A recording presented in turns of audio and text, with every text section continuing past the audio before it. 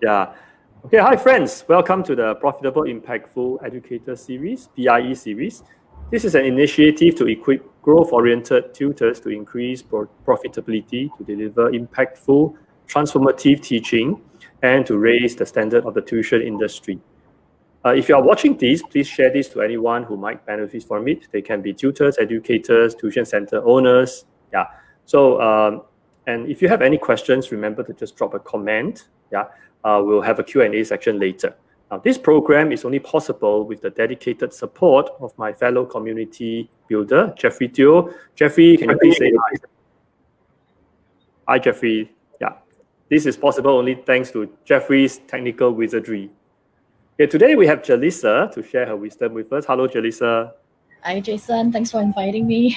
Okay, my pleasure. Our pleasure. Okay, so let me just introduce Jelissa for a moment for all the audience out there. Taking a leap of faith by living a comfortable career in forensic science, Jelissa Cheng now manages a small outfit providing digital marketing solutions for SMEs. During her training as a doctorate candidate with the National University of Singapore, Jelissa has acquired analytical skills that are valuable in identifying clients' needs and offering strategies to grow their online presence and revenue. The business she founded, JSY Digital Solutions, focuses on website development and SEO, as well as content creation for both social media and email marketing. Now, some fun facts about Jelissa is that other than a passion for learning and knowledge sharing, Jelissa enjoys taking her small family of 3 kids out in nature and allowing them to experience different sports and games. Jelissa is such a big fan of the Game of Thrones series that she has named the bike she uses for participating in triathlon races. Okay, hear that, triathlon. She's a triathlete.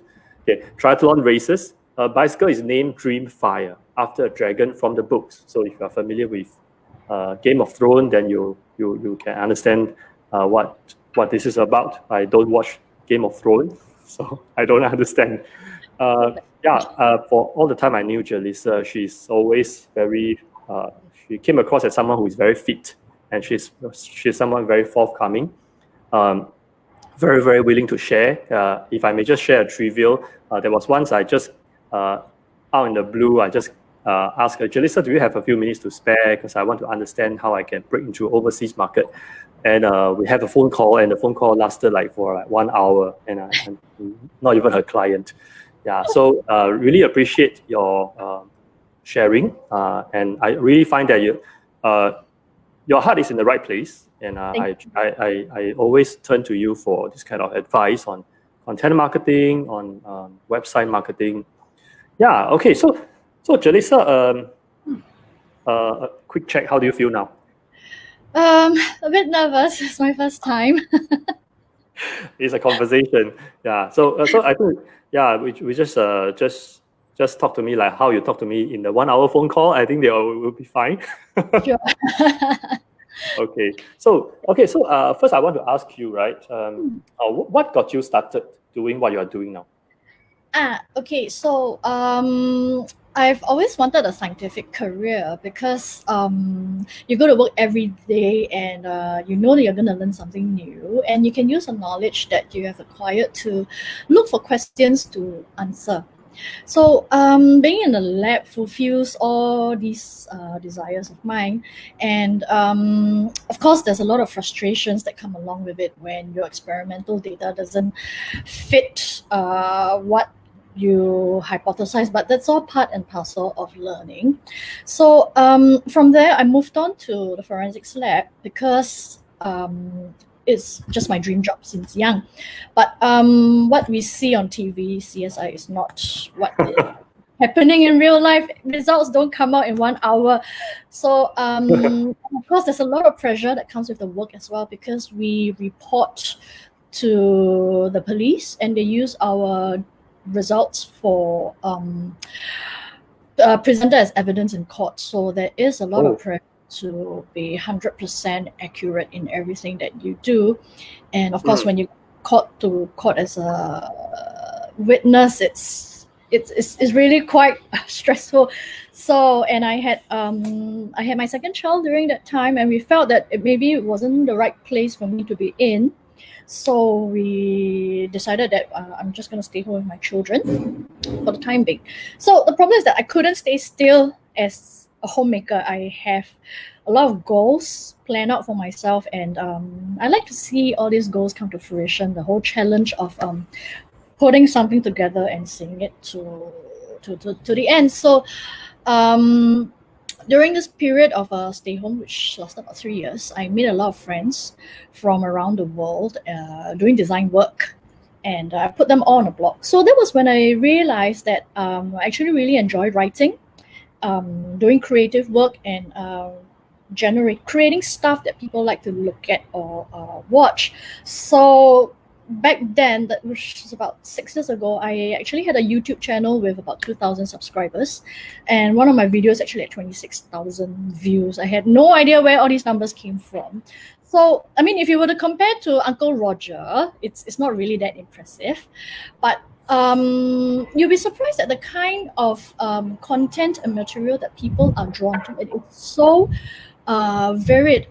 And then, so while I was doing all these content production, I was also doing admin work for a swim school in Singapore. And my GM approached me, come on, do you want to take up this marketing role? It'll be fun. You're learning new things. I was like, okay, why not? I'm curious. I'm creative. I like to analyze data. So it's a new skill. So let's go for it. Then from there, it's just a very, very steep learning curve that never plateaus out. It's learning something new every day. But at the same time, it's also achieving one small milestone and goal at the same time, and helping other business owners find solutions to the problems and issues that they're facing. So what I do now allows me to meet new people, and you are always able to learn something from different people that you meet. And of course, at the end of the day, it all comes back to me as knowledge that I can share with my children, and equipping them with the right skill sets and mentality that they need to survive in this world. So you actually enjoy clients from different background who are looking for who has different needs. And Yes. you see that as like learning new things. Yes, so I've had clients who are fine wine importers, who are from fashion retail, from social enterprises, as well as a couple of tuition centers, sports education. And I should be seeing a couple more new clients coming on board with different retail products as well. Okay, So, okay. E-commerce, well, because of all the lockdown that we've been having, so you see a lot of businesses transiting from a brick and mortar model to e-commerce model, and that's where you realize you can't just put your products up on the website and expect people to just come and see and buy. You have to educate them about the value of the product and how it can make their lives better. So that's where content creation come in. Mm-hmm. So when you say content creation is, I suppose, more than writing, right? It can be video as well. Yeah, not just writing, is it? Not just words. Writing, not just words, but videos, because well, Facebook has been moving towards live streaming features, so they tend to favor video content more than just images or long lengthy write-ups, and they definitely do not like you linking out to a blog as much as if you were to put your video on their platform. So usually what I will encourage business owners to do is be brave. If you think you have something to share and you can do it via video, just give live videos a try. Like this. Yes, like this. So, I mean, of course, it looks easy. We're just chatting. It looks easy, but for, let's say, maybe a tutor who has to set up an experiment to demonstrate a certain concept, there is a lot of background work and preparation work that you have to do. So these are just some of the things that we prepare the clients for before they start their first Facebook Live video. Yeah, personally, I find that having a team, even one more person who works together with you, helps a lot. Yes. I really appreciate that the fact that Jeffrey actually helped with all the back end things for this interview to be possible. Wow, otherwise I got to interview, I got to press this, press that. I don't think I can do that. Yeah. Yes. Yeah, having a team is really important because different people are able to see different blind spots. Yeah. So, so sometimes as business owners ourselves, we are usually quite fixated on what we want to deliver, but sometimes what we want to deliver may not be what our audience wants to hear. So having different people on your team, they can provide different perspectives and how you should craft your message and deliver it so that you are actually delivering value at the same time to your audience. Yeah, that's so true. Okay, at this point, I just want to reach out to all the audience out there. If you are watching this, if you find that this Jelissa sharing is actually highly relevant and it may help benefit your friends or any of your colleagues or any tuition centers, educators, tutors, please feel free to share this with them. Okay, coming up, Jelissa will be sharing 3 advices, so that educators can use content marketing to help their businesses. So if you find that anyone can benefit from this message, please do share and like. And also, if you have any questions, drop a comment. Later we have a Q&A section. So Jelissa, next one I want to ask you, right? You have 3 advices, right? So what would be your first advice to help educators to use content marketing to drive business? Okay, so the first tip I'd like to share is to encourage business owners, tutors to listen to the ground. So if you watch the old Wild West movies or even Disney's Lion King, you notice that just by listening or feeling the vibrations around you, you can sense whether something big is coming and where it's coming from. So the same goes for your audience. So if some of you have WhatsApp chat groups or Facebook groups or even catching up with your parents' support groups.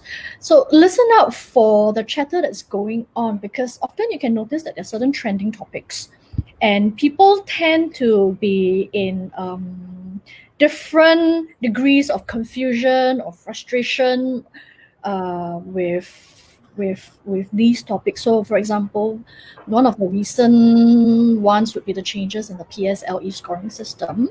And I could see from my news feed, all the parents were either in an uproar, they were not happy with what's happening, or they were going, yay, we love this. So everybody has different opinions, and sometimes the debate can get a little bit heated. So as an educator, see this as an opportunity to provide clarity for both parties. Now, you don't have to subscribe to a particular or you don't have to pander to either side, but rather people will appreciate it if you give your honest opinion about how you really feel about this scoring system. And more importantly, see yourself as a lighthouse. So you see, a lighthouse is always on the rocky cliffs. It's not hidden somewhere far inland where nobody can see. The purpose of the lighthouse is to provide direction and warning. So see yourself, an educator, as a lighthouse where you can give your parents a clear indication of where the dangers are or where they should be moving towards. And with respect to the PSLE scoring system, help your parents to navigate through these changes and how they can approach these changes with their children. So these are all information of value. And and you will not, and if you have not been reading the papers or being in touch with the community, most people will not even realize that, okay, this is actually causing a lot of heated discussion online and offline as well. What if we are not sure of what is the right thing like this PSLE thing, right? What if Mhm. I'm also not sure actually what is the really right place to stand? So how should I approach? How should I share content in that sense? In that case, it might be even easier to present the whole topic as a pro versus con sort of thing, Ah, and okay. because then you will be really breaking it down into the elements. Because let's face it, no system, no policy is perfect, and Yeah. is I mean, call it an active citizenry or fulfilling your duty as a taxpayer. It we do have a voice, we do have a say in how we want to perceive things that are being done. So I would say that if you don't have a definite stand whether this is right or wrong, just present the pros and cons and allow parents to make informed decisions for themselves, because we are all adults. We don't really like to be told what to do. Yeah. I vouch that this works, and the Yeah. audience actually sometimes appreciate it because when I remember when I was in the financial services industry, Mhm. so a lot of times, right, we actually pay big money for fund managers to come in to Mhm. try to tell us about the market forecast. And I Mhm. realized that most of the time, right, fund managers, right, they will never take a stand. They will never tell you that the market is going to fall or the market is going to pick up, Mhm. but they will present the pros and cons. And then they will tell you that, oh, this is likely. And if you see from this perspective, this is also likely. So end of the day, we are just there for information so that we can Mhm. know all the information. Then it still boils down to we have to make the decision. So Yes. yeah, And this I is mean, this is a very smart way. so at the end of the day, nobody knows the child better than the parents. So as for which route they want to take, whether they want to pursue the SA or not, that is at the end of the day, it's still entirely up to the parents, because they know what's best for their children. Yeah, I like that approach because we shouldn't be taking on the burden of the like this is my recommendation, right? We shouldn't be taking on that kind of burden. So yeah, listing down the pros and cons is a very good idea. I like that a lot. Yeah, then I don't have to be an expert. All I have to do is just be very good in my research so that I Yes. read out the pros and the Mhm. cons, right? Yep. Yep. That's so good. Yep. Okay, so what would be your second advice for to use content marketing to drive business? Okay. So the second advice, which I feel is actually one of the most important things to keep in mind, especially for business owners when starting on content marketing, is to teach and not sell. Because sometimes when you put up certain information, you business owners have a tendency to try and lead people to their product. They say, okay, so this, and that, and at the end of the day, my product can do this, and that.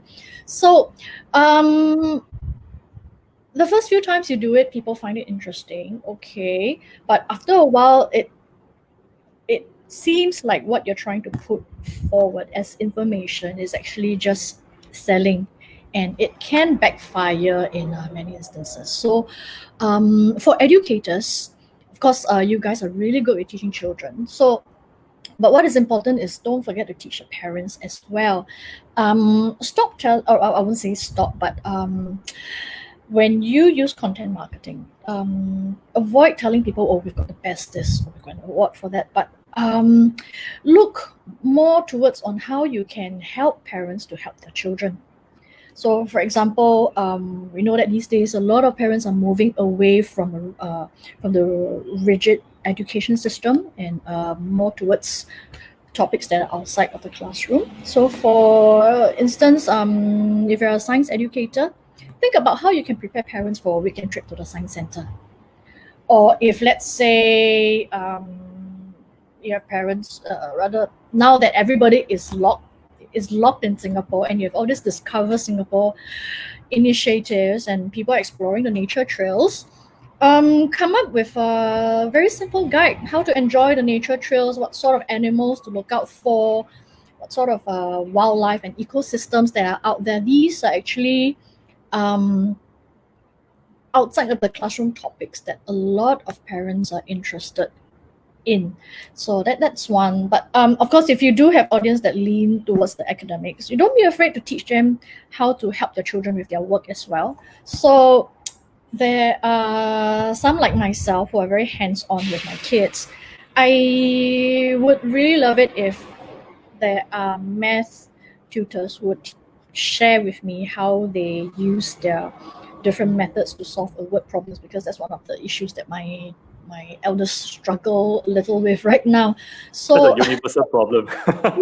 yes. So I mean, I would really be very happy if I could just type into my Google bar how to solve P5 word problems, and immediately on my first page of ranking results, I get this tutor telling me, okay, this is the approach for this sort of questions asked in this way, and if the question is falls into this category, this is step 1, step 2, step 3, or this is the kind of model you should be drawing, and how do you categorize this different sort of word problems. Because what they learn in school, sometimes they don't come back and tell us, oh, teacher taught us this module today, or teacher taught us that today. So when he comes to me for help, I'm a little stuck. Okay, so what exactly is what? And I have to go and do my own research. So if there are tutors who can help parents like us find a way, I think it is actually very, very good content to share.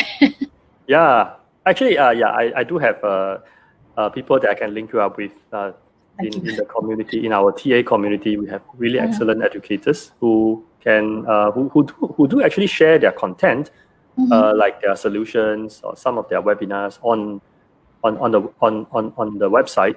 I mean, on the Facebook or something like that. So I think I have to ask them, but I think there are people doing that. And it's interesting that you mentioned about primary school. So I just want to ask you, if I teach secondary school, okay, my audience is mainly secondary school. I'm a secondary school online math tutor, math coach. So what kind of content can this group of audience, because secondary school, right, a lot of times the children, they don't want to be mommy's girl, mommy's boy anymore. So they may not want to listen to their parents. Right. So what kind of things do we share that I can engage this group?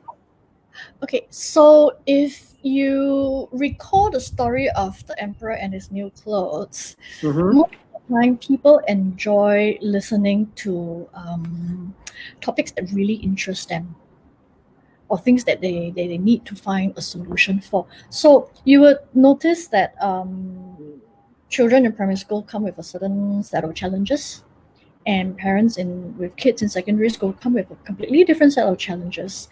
Academic, not so much, but perhaps in parent-child relationship. So I think for a lot of parents with children in secondary school, that is a lot of that is something that they struggle with. So parent-child relationship is one thing, and because your child is on the cusp of adulthood, they're coming into their own, and they're starting to develop their own thoughts, and starting to have their own stand and the way they view the world. So what I sometimes feel is a good topic for parents to learn about is actually how to engage their child at a different level of maturity. Like when they reach puberty and stuff like that. Yes, so the role of the content moves from babysitting with your how to make your weekend interesting, or how to solve this word problem, to something that is more interactive and dynamic already. So it's really the topic that our audience find interesting. It doesn't really have to be math all the time, is it? Let's say if I'm a math tutor, it doesn't have to be math all the time. Yes. So, for example, if let's say your child is in this, is doing this combination of subjects, and they are looking at making a decision whether to go to Polytechnic or JC, or you come to a point where you're making very different decisions from, let's say, just choosing a school in PSLE after your PSLE. So I think some parents find it a bit of a challenge which way should they go, poly or JC, what are the pros and cons of each, things like that. And if subsequently my child wants to go to a poly, what are the options open for him or her after that? So these are things that I feel that parents would be really concerned about. So Okay. your topics actually do change as the child progresses on, and which is why as an educator you should also come back. We move back to the point, to the first point that I raised up just now. You listen to the ground. So when you talk to parents from your secondary school kids, what are the issues that they're concerned with? What are the sort of questions that they have? And you find that most of the time it's not so much academic, but rather it's the more dealing with the child, what kind of decisions to make after they finish. So this is where you can craft your content better, so that what you're delivering is actually addressing a very real need that your audience has. Yeah, it's interesting. It's true, what you said. I noticed that many parents, right, in primary school, they will try very hard to teach their kids, like especially the problem sums and stuff like that. But once the kid moves up to secondary school, then the parents will kind of like just say that, okay, it's up to you. It is too deep for me. Some parents who are very confident with their academic knowledges, they will still coach lah. I mean, I have some. I know that some parents, I teach their kids math, then the father will teach science. So I do see that, but that's very, very minority, very, very rare. Yeah, so you are right. It's mostly concerning behaviors, and the communication has moved to a different level. And I honestly, some parents, they are thrown off track. They don't know what to do. Yeah, the normal way, right, is no longer working, and they just don't know how to adjust. Okay, so at this point, I want to ask you, what if I struggle to write? I'm not a good writer.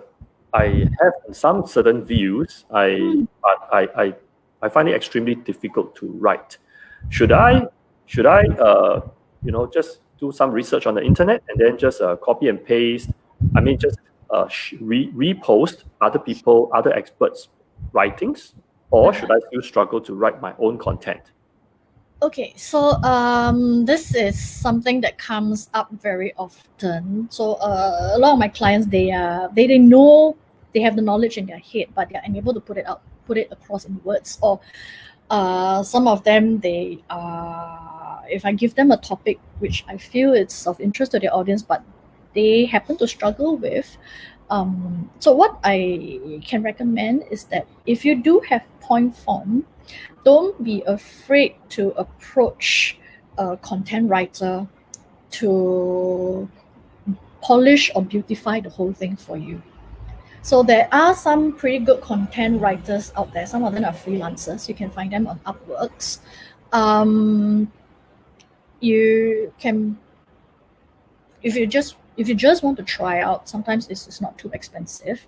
20 to 30 US dollars for maybe a 500 word post. So what you can do is you can give them your point form. It can be just thoughts that you are not very good at organizing, and give them clear instructions on how you would like it to be presented, and they can put the whole thing together for you.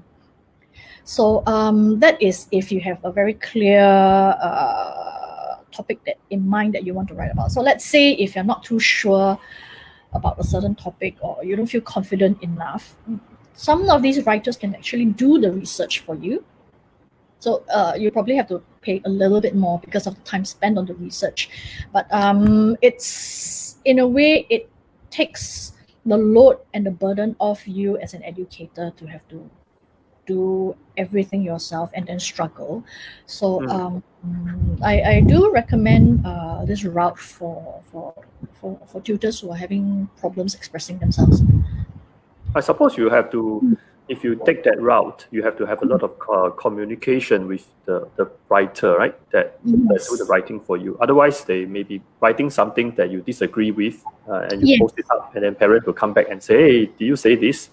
Yeah. So, which is why when you convey your instructions to them, you have to be very clear about what kind of language is allowed, what sort of language is not allowed. And I mean, this being a Singapore local context, try to look for writers who are local so that they understand the culture much better.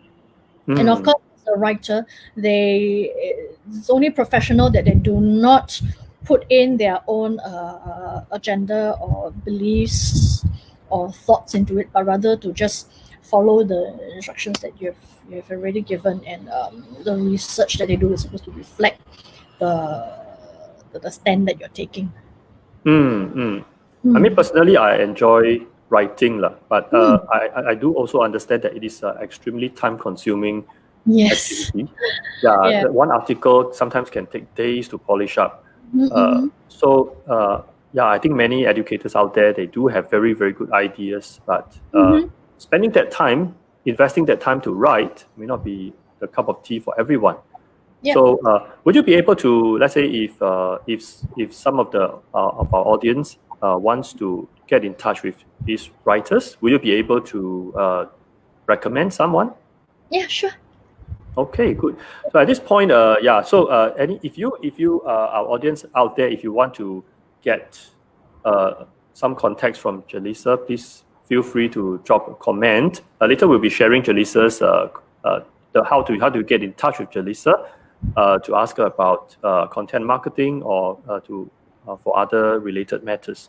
If you have any questions, feel free to drop a comment. Later we have a Q&A section, and if you feel that any of your friends can benefit from Jelissa's sharing, so far we have many power-packed points. There's some more coming up. So if you have any such friends who may benefit from this, please do like and share our video. So Jelissa, next, can you share with us your next advice? That's something that I like very much. Okay, so the last advice I have to give is for all of you to just start a community, be it with your parents, with your tutors. So if you have a Facebook page or blog or website, that's good, okay, but it takes a village to raise a child. So tools like Facebook groups actually allow you to connect directly with your parents, and it's actually a really good platform for you to practice the tips that we talked about earlier. So other than the content that you're really pushing down to the community, all the articles that you want to share, sometimes these groups can evolve into a self-sustaining ecosystem, and soon you'll see parents starting to share content with one another as well.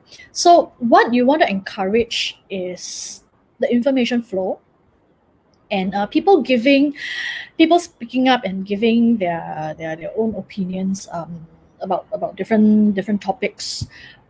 And most of the time, when you listen into the conversations, you will be able to pick out what we talked about in point 1, topics that parents are really concerned about. And this is a very positive feedback loop that allows you to generate even more content that are relevant to your audience.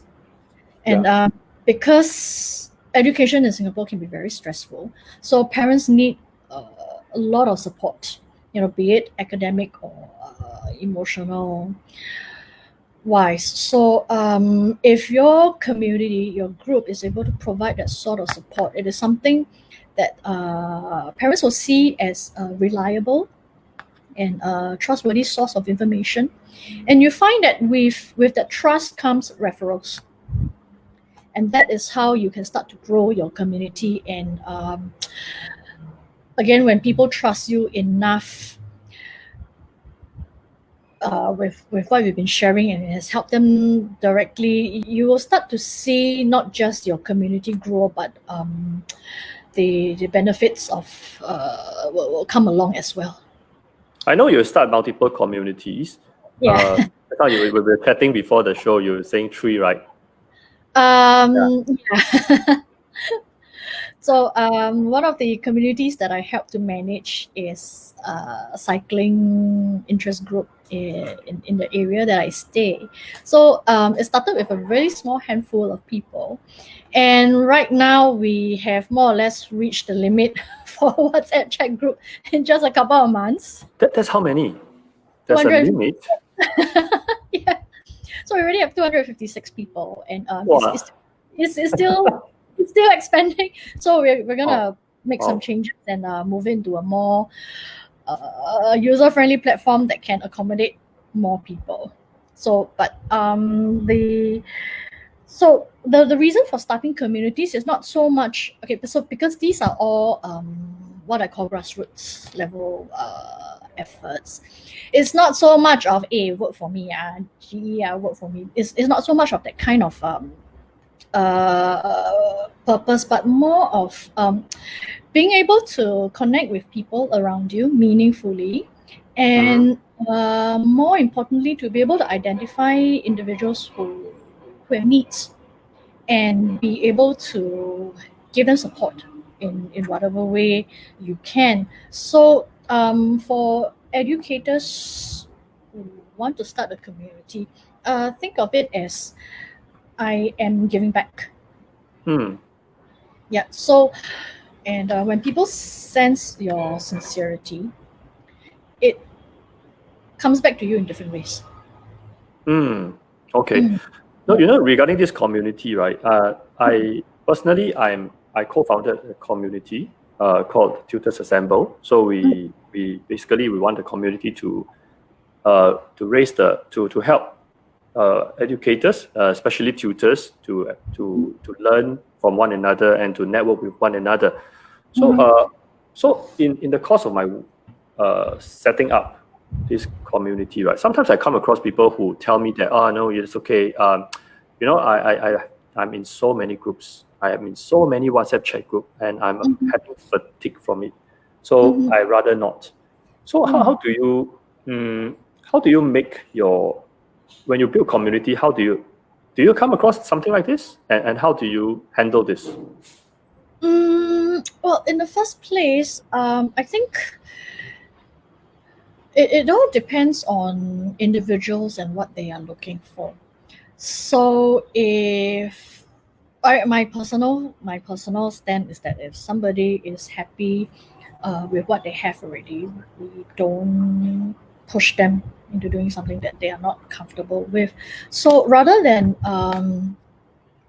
focus on those who opt not to be part of a community, Opt out lah. who choose to opt out, focus on those who choose to be part of it. They are there to learn. They are there to share. So when you continue to give, and I always believe a good deed is always returned.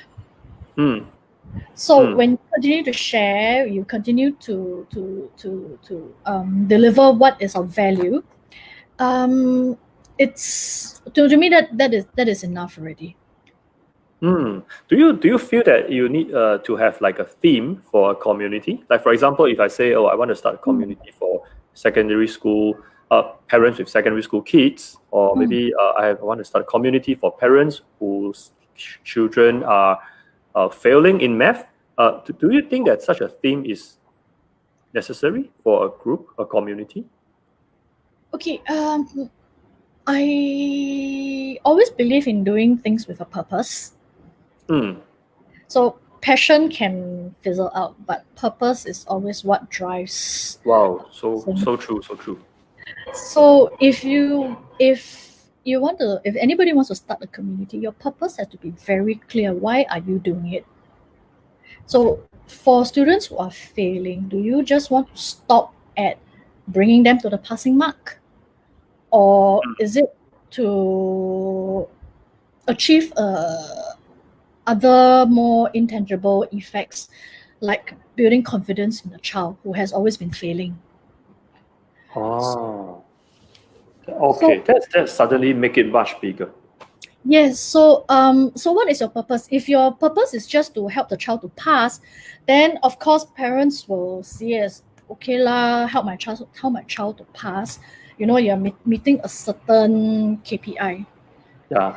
When you put it across as okay, it's not just to help your child to pass, but also give them the confidence that they are actually able to do something and be good at it. Okay. Then it comes across very differently to parents already. Yes. Wow, so glad that we have this talk because I'm just about to change my website. I was thinking that, oh yeah, maybe if I be very specific, right? You know, I just want to attract students who fail, then I should put it out, put it on a banner, you know, so everybody can see that I'm an expert to help students who fail. But what you are saying give me another perspective, and I think that raising a child's confidence is really much more attractive to the parents. It's like it's different. It's different. One is so big. Correct. So, and you were saying that your kids are mostly secondary school children. Yes, that's right. So I would say it is actually an age group which is very impressionable, and children in this age group actually suffer a lot from. They struggle. I won't use the word suffer, but they struggle a lot with self-esteem issues because there's puberty changes. There's all these popularity contests in schools. Yes, so absolutely. If you have, if you're really having problems with your studies, and then of course on the other hand, if you're not a social butterfly at the same time, so your confidence and your self-esteem takes a double hit. So as a parent, as a parent, you will not see your role as just helping my child to pass. I would need to help my child build more confidence in themselves because there's so many other challenges beyond secondary school that requires a healthy self-esteem. Yeah. So a lot of parents sometimes they don't realize that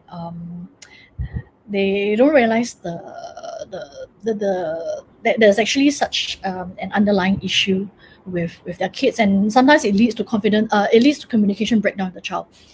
So, and the child may not be comfortable enough to tell their parents exactly how they're feeling.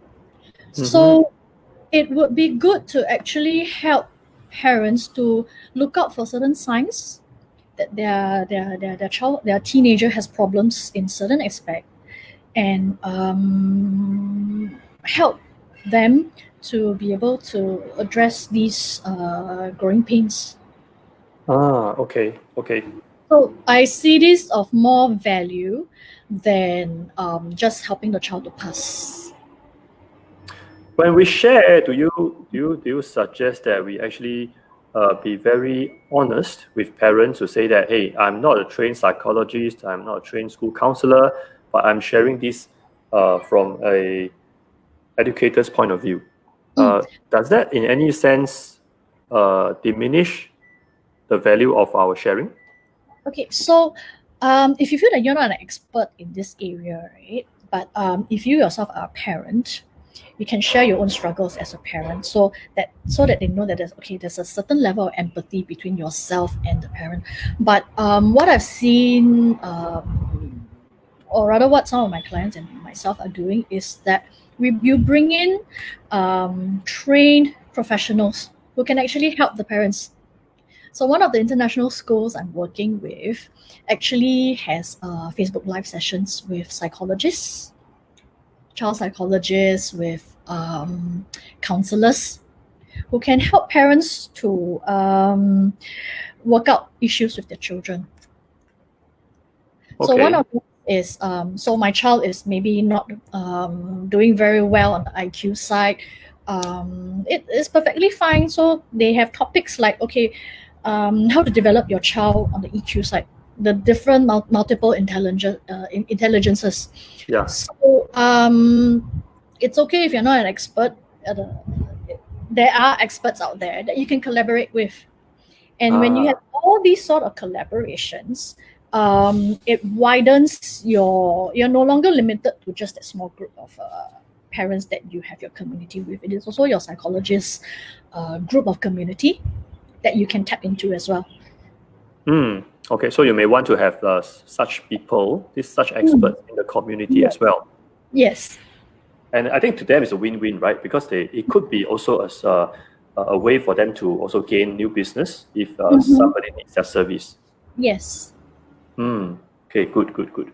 Okay, right. So, any one of you of our audiences, right? If you have any questions for Jelissa has really just shared 3 very power-packed advices on how to use content marketing to drive business. So, if you have any questions, please do feel free to drop a comment. Okay? And if you find that this is whatever you are hearing is very useful to your friends or to fellow educators or even fellow parents, okay, do feel free to share our videos. Now, next I want to move on to this segment called case study. So, Jelissa, can you please share with us any special case study or stories that is especially that really highlights about the points that you mentioned? Okay, so last year I was working on the social media campaigns and SEO with a social enterprise. It's called All In. It's an aggregator website for the special needs community in Singapore, and it's the first of its kind. So being completely new, the website is completely new. So we want to look at how we can make All In a reliable source of information for caregivers. Without them having to scroll through pages of search results from America or Europe, which does not give them the necessary context to make informed decisions in Singapore. So we did we went for the lower hanging fruits first, which is of course articles on hot button topics like autism, cerebral palsy, special needs education options for parents, since going to a special school versus mainstream education is always a very difficult decision for these parents to make. So then of course managing caregiver fatigue and self-care. And so what we did was we had a whole range of articles on these topics, and we optimized for keywords.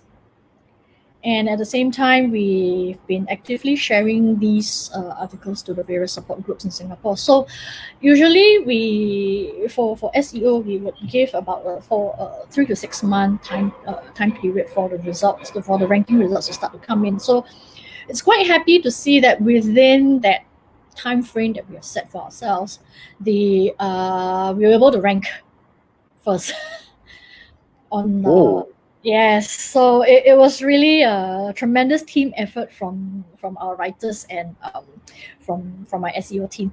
So and not just within Singapore, we've got audiences coming. When we look at our Google Analytics results, we have audiences from all over the world. Other than Singapore, we have people from regional and as well as from America.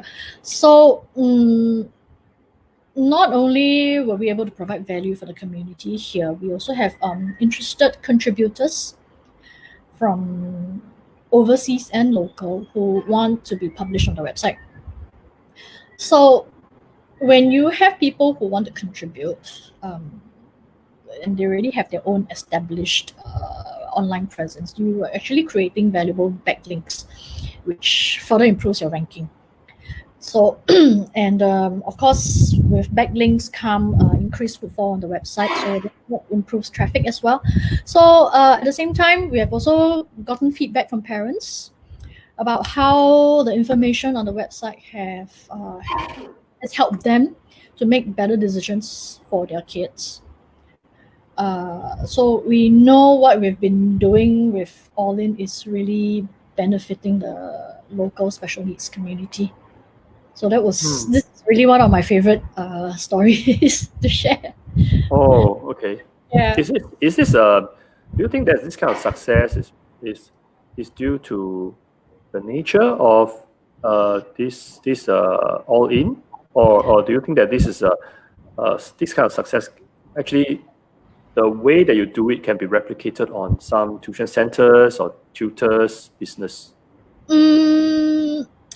Okay, so there are several factors that went into this. First of all in is unique in the sense that there is a knowledge gap there.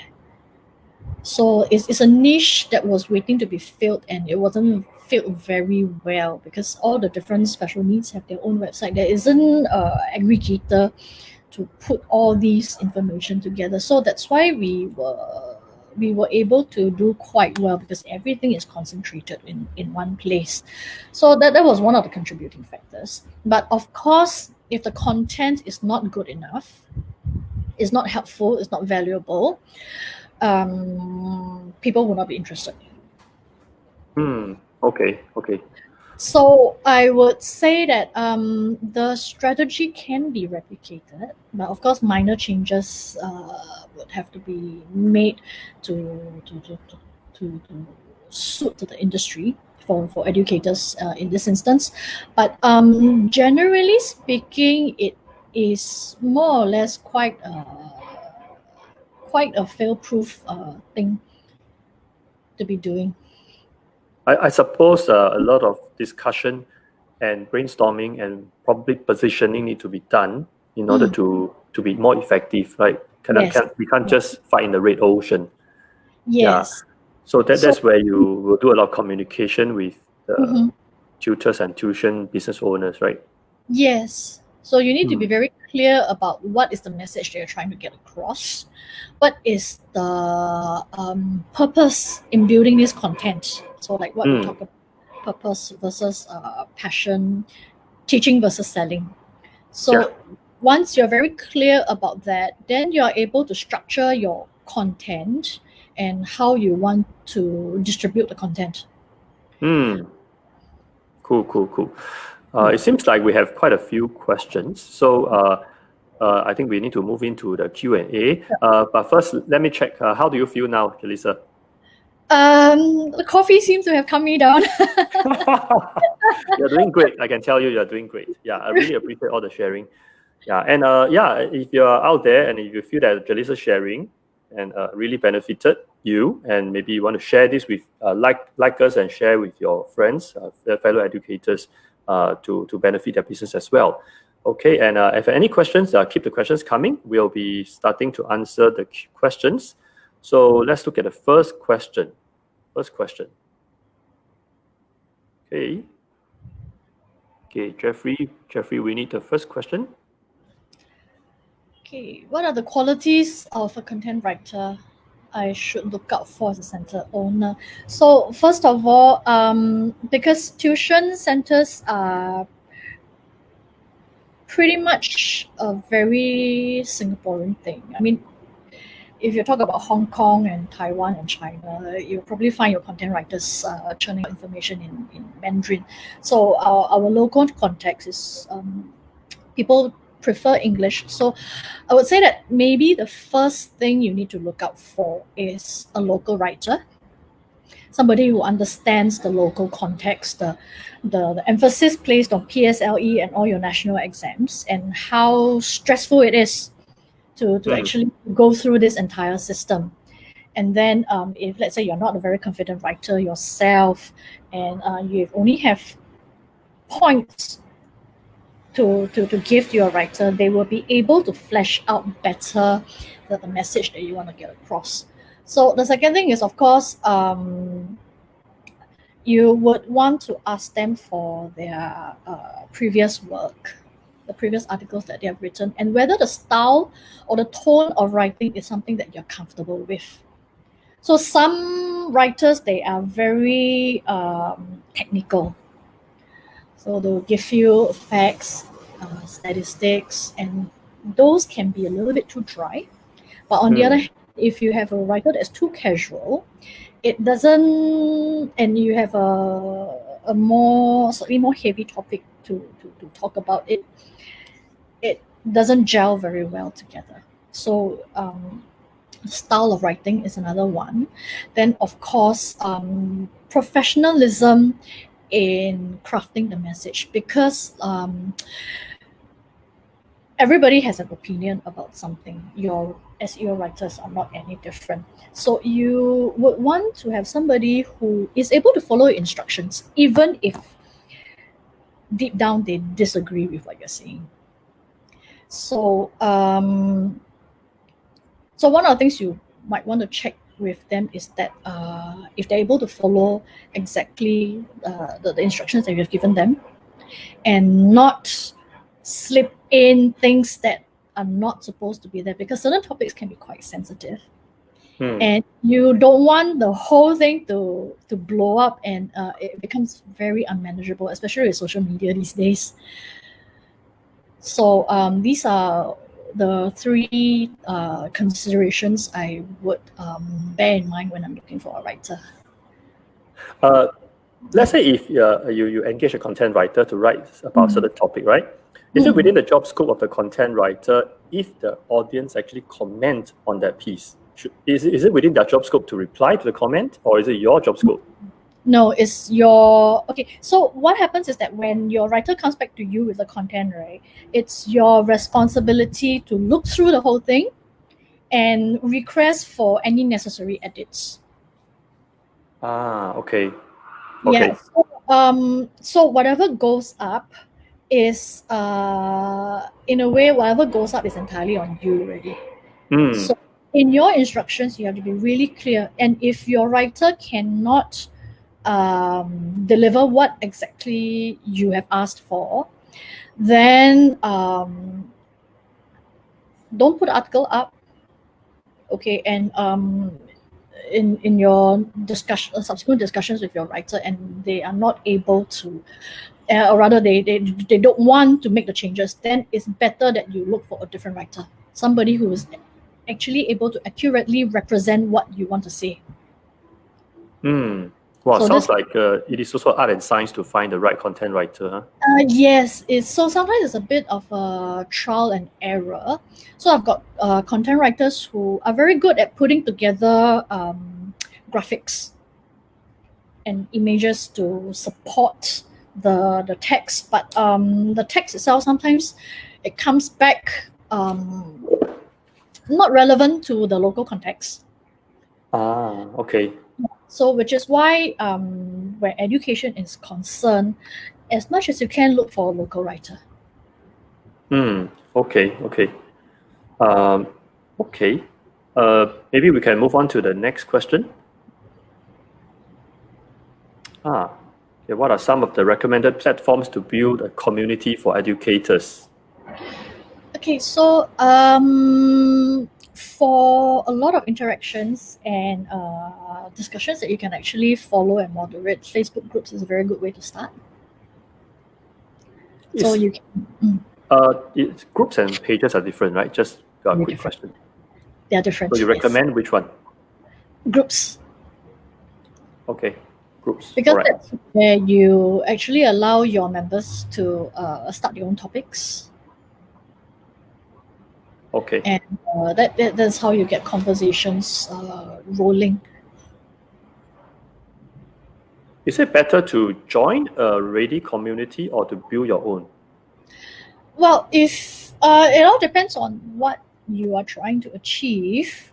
So if you don't mind latching onto somebody else's community, and it's more or less in line with what you have in mind, and their rules do allow you as a center owner to share and subsequently make recommendations for your own center, then it's perfectly fine to tap in onto an existing community.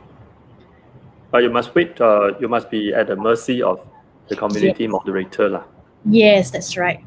So it's more of whether you are okay following somebody else's instructions, or you want to be the person who is able to have more control. Oh yeah, just now there was one question that I didn't ask when you talk about the advice on community, right? That is, I think perhaps there is this myth or this feeling that community building is for massive. If you want to do big business, like you have a tuition center, then only then you should build a community. If you are just like a one-man show, like all you need just maybe 20 students to 40 students, then actually there is no need to build a community. Now, what's your take on that? Okay. Well, I would say that if you are a small center, you don't need, then it depends on your bandwidth, whether you're able to manage a community at the same time as your center and still be able to provide value for your students and your parents. So if you have the bandwidth, I would say just go ahead and start one, or even better, collaborate with other tutors to start a community. Okay. And Okay, then, so you mean community for parents, but with other tutors in it? yes. And then Okay. there's a lot of overlapping, I wouldn't say overlapping, but there's a lot of knowledge sharing from different realms that parents can tap in onto. So your value is actually exponentially increased when you have collaborations with other tutors, like what you're doing for your tutors. Assemble. Yeah. But I can tell you, it is not an easy thing to hold together a community, because we are all humans, and humans, we all have our different preferences, and we have all our quirks. So yeah, it is a very challenging and it's a very satisfying thing to do. Yeah, it is. Yeah.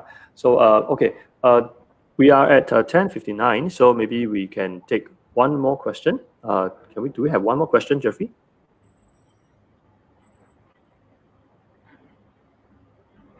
Okay, there seems to be no. Okay, so maybe if not, then I would like to invite you, right? Jelissa, you have given us so much value here today, and really appreciative. And if for all our audiences, if you want to get in touch with Jelissa, whether to inquire about her services, she can help you with content marketing and SEO and your website building. And as generally, Jelissa, I find Jelissa is a very, very helpful person. And just feel free to contact her at this is an email. And yeah, just now we talk about if you also can probably connect us to content writers, right? Okay, great. That would be great. Okay, then also I would like to invite you, Jelissa, to tell us if we can help you. Okay, is there some companies that you are looking for that you believe they can add value to them? Okay. So I'm looking for small tuition center owners who are looking to move into the digital world and to build up their own presence. So in the past, maybe they are just like the flyer kind. Yes. They probably don't even have a website, and now they want to do all the full suite of digital stuff in the new normal. Great. Yeah. You are definitely the person that I recommend them to talk to. Thank you. Yeah. I think you will just generously share your knowledge. Okay. I think that's wonderful for someone who is moving into a digital world. I really appreciate that a lot. Okay. Next one. Let's. I would like to thank all of us who are watching out there for taking your time to spend this 1 hour with us. We hope that you take away something. And for Jelissa, once again, thank you for coming on this show. And I think you are very courageous. Like you feel nervous, right? But you still go ahead. I think that's what I call courage. Thank you. Yeah. Okay. So if you have any for our audiences, if you have any takeaway, you have get some pearls of wisdom, right? Jelissa will be reading the Facebook post, so just feel free to share. If you have any messages for her, you can also drop a message in the comment section. All right, remember to like and follow our Facebook page, okay, and to be informed of what is upcoming. We do have more speakers lined up. Okay, we have I think we lined up all the way until February already. So do follow our page so that you can be notified of all the upcoming sharing. Okay, we aim to bring to you the very best experts to help you to be a profitable and impactful educator. All right, so I will see you next week. Thank you, Jelissa. Thank you, Jeffrey, for doing all the technical wizardry. And everyone stay safe and take care.